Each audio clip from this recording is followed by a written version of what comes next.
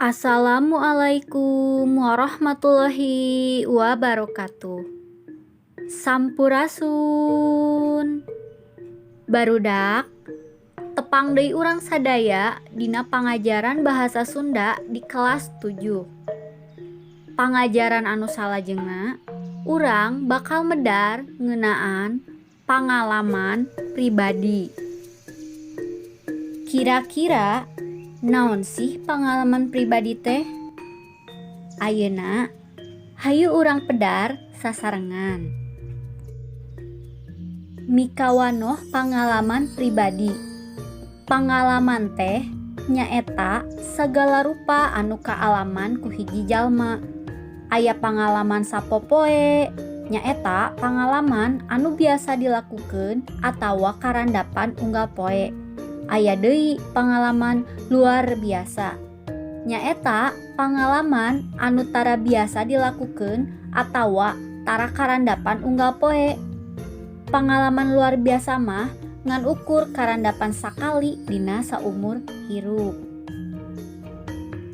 Pangalaman hiji jalma moal sarua jeung pangalaman jalma sejena.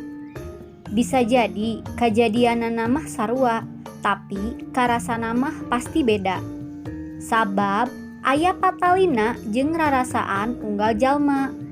Aya pangalaman anu pikaresepeun, pikabungaheun, pikasieun, pikaseureun, pikasediheun jeung sajabana. Ayeuna urang bakal diajar nulis pangalaman. Hidup bisa nuliskeun pangalaman mangrupa karangan. Sangkan ngalancarkeun dina nuliskeunana, alusna mah nyieun heula rangkai karanganana. Nu eusina mangrupa pokok-pokok pikiran nu rek ditulis. Urang bisa nyieun rangkai karangan ngaliwatan kalimah pananya. Contoh, jejerna pangalaman lalampahan.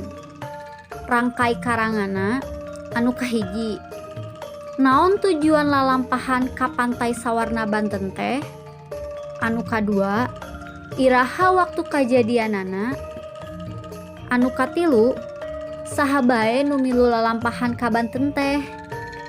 Nu kaopat, naon bae pangalaman salila lalampahan teh? Anu kalima, naon hikmah tina eta kajadian? Tah, pertanyaan-pertanyaan eta hirep rangkai jadi hiji karangan anu mangrupa eusi carita tina pangalaman pribadi hidup sewang-sewangan.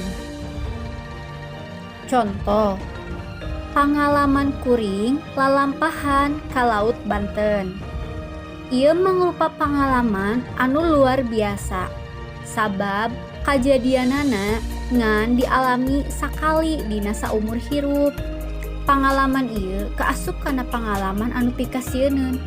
Sabab nalika kuring keur ngojay di pantai Sawarna Banten, kuring jeung babaturan kuring lempang ngadeuketan batu kodok. Cai lautna mah saat, namun nepi ka batu kodok, cai laut ujug-ujug ngagedean. Anu tadina saat jeung deet ujug-ujug minuhan. Anu tadina cai sa beteung ujug-ujug jadi sa dada. Atuh kuring teh ngarasa kaget. Buru-buru weh kuring teh ngojay ka sisi laut. Tapi anehna cai laut teh gede pisan. Tuluy arus ombakna oge gede pisan. Kukituna kuring teh teu bisa ngojay. Atuh we kuring teh dibantuan ku pangaman pantai anu aya di pantai Laut Sawarna Banten.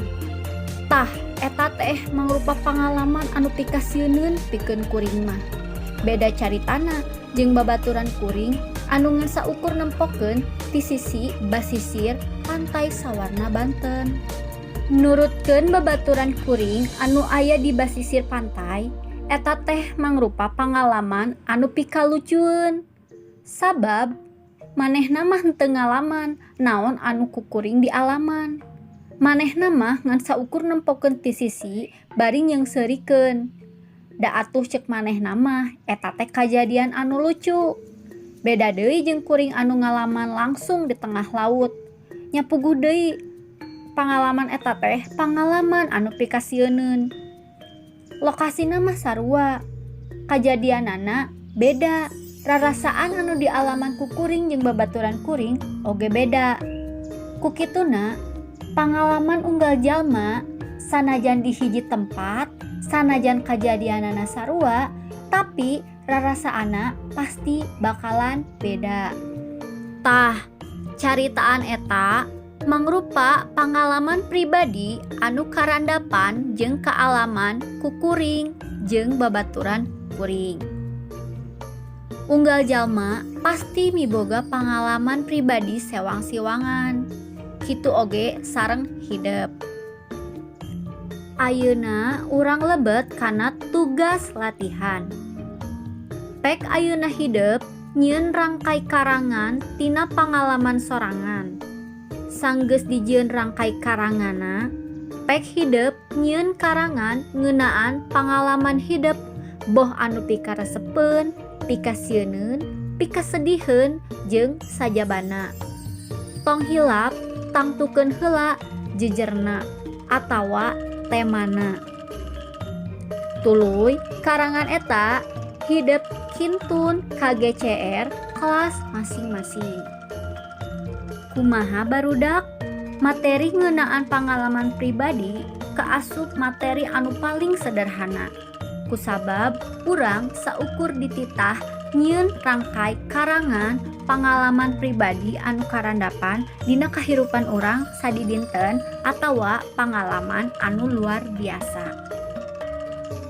Mung sakitu wae pedaran ngeunaan pangalaman pribadi. Pamugi hidep tos tiasa ngadamel rangkai karanganana masing-masing. Hatur nuhun kana sagala perhatosanana. Saninten buah saninten dibantun kaparapatan. Hapunten abdi hapunten bilih seueur kalepatan. Wassalamualaikum warahmatullahi wabarakatuh.